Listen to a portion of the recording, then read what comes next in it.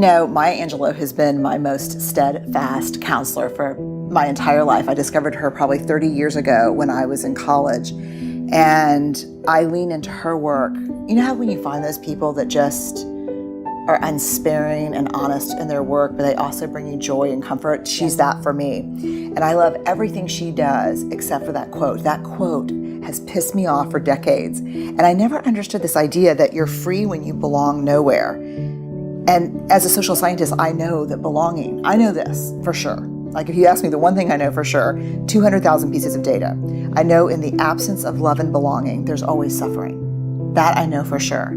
So this quote from her about belonging everywhere, which is really nowhere, is what sets us free, was so troubling to me.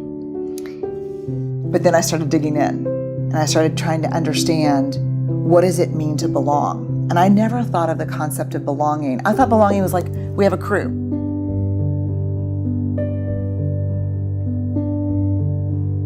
And belonging is something you kind of negotiate with external groups of people, but it's not. What I found very quickly is the rest of that actual quote is part of an interview that she did, where she ended up with Bill Moyers, where she ends up saying, he ends up pushing a little bit on it and saying, so are you saying that you belong nowhere and to no one? And she said, I belong to Maya.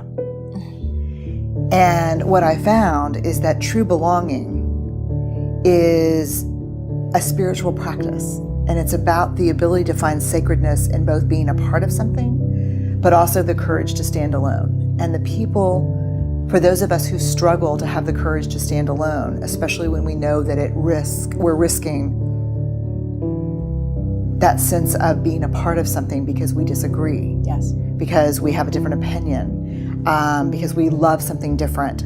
That's the mark of true belonging, to be able to say, yes, I am a part of something bigger, but I also will stand alone when I need to. You belong everywhere and nowhere, and that is liberation.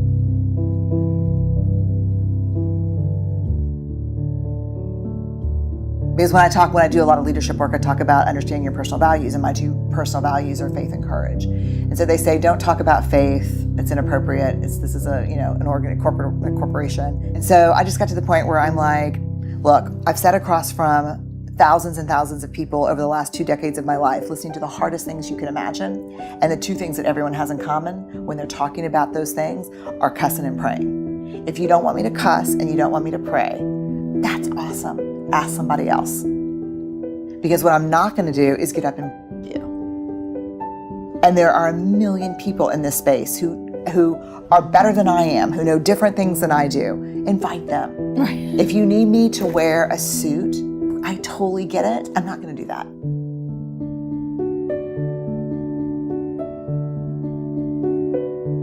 When I speak in public, I don't get up there to talk from my Brooks Brothers self to your Brooks Brothers self. I get up there, and when I walk on the stage, I'm going to talk about things that 90% of the people in the audience have never thought about, talked about, and are scared to listen to. And they need to see me as a person, and I'm just that person. There's this part from Braving the Wilderness that it really changed me. It's the practice that came from the book, and it is, don't walk through the world looking for evidence that you don't belong, because you will always find it. Don't walk through the world looking for evidence that you're not enough, because you'll always find it. Our worth and our belonging are not negotiated with other people. We carry those inside of our hearts. And so for me, I know who I am. I'm clear about that. And I'm not going to negotiate that with you. I will negotiate a contract with you. I will negotiate maybe even a topic with you, but I'm not going to negotiate who I am with you. Because then, and this is I think the heart of the book, then I may fit in for you, but I no longer belong to myself. And that is a betrayal I am not willing to do anymore. I spent the first 30 years of my life doing that. I'm not willing to betray myself anymore. I just can't do it.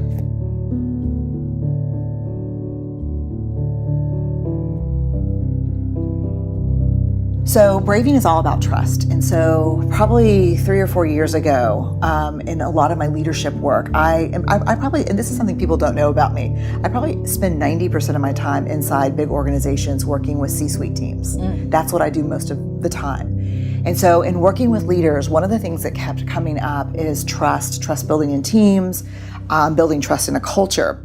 The thing that's hard about trust is if I work for you and you call me in and I'm like really upset because I got passed over for a promotion, and you say to me, look, Brene, you're doing great work, but there are some trust issues. The minute you say anything that I can perceive as I am no longer trustworthy or you don't trust me, we go completely limbic.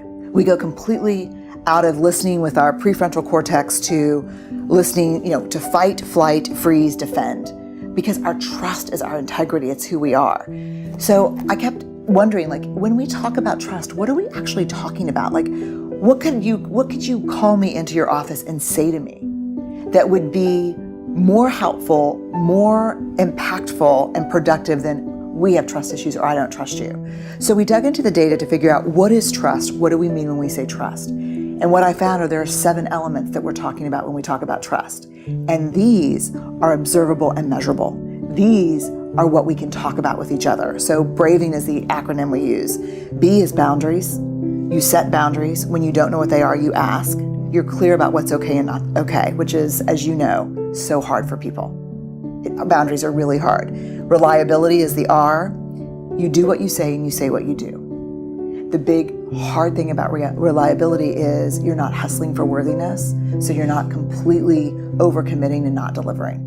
That's the reliability issue. A is accountability. You don't back channel and blame. You hold people accountable in a straightforward way. V, which I think is really interesting, is the vault. What people don't understand about the vault that's really interesting to me too is that you call me in and you I'm saying, I don't understand why I got the position. You say, look, we've got some trust issues that we need to work through specifically. I want to talk about confidentiality in the vault. And I look at you like, Marie, I have never shared a single thing that you have told me in the 10 years we've known each other. And you look back at me and say, yes, but you come in here on a regular basis and share things with me that are not yours to share. It's the other side of confidentiality. It is not only do you not talk out of school between us, you don't come in here and say, hey, look, I know what's going on with John, blah, blah, or this is what's happening with, So, because when I do that, and I do that to get connection with you, I do that as a bid for connection. Let me tell you what's going on that you don't know about. Yeah. But when I walk out of the office, you trust me less because I'm using stories that are not mine as currency. So we've got the vault. Then we go to I, integrity, which is choosing courage over comfort, practicing your values. And this is a big one. And I think we have this in common. And I love this about you. It's choosing what's right over what's fun, fast, and easy. We have a culture of fun, fast, and easy. We have a culture of people who don't do discomfort. I've never achieved a single thing in my career or life comfortably. And then we go to N for non-judgment. You can ask for help without feeling judged, and I can ask for help without judging myself. And then generosity, which I think is probably the biggest, hardest one for me sometimes, which is when something happens, I assume positive intent. So if things go sideways between us, I'm like, damn it, Marie, I'm so pissed off. I go and say, let me assume the best. Help me understand what happened, Marie. I thought we had a plan around this. And I give you a chance, a benefit of the doubt before I launch into my anger.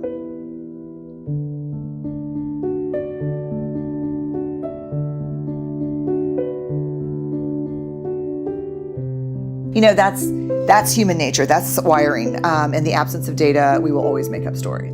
And so I think for braving the wilderness, the whole idea of the wilderness being those times when we stand alone and those times when we go out on a limb, the times we walk away from what we know, our ideological bunkers and our beliefs, braving is the tool to help us manage the wilderness.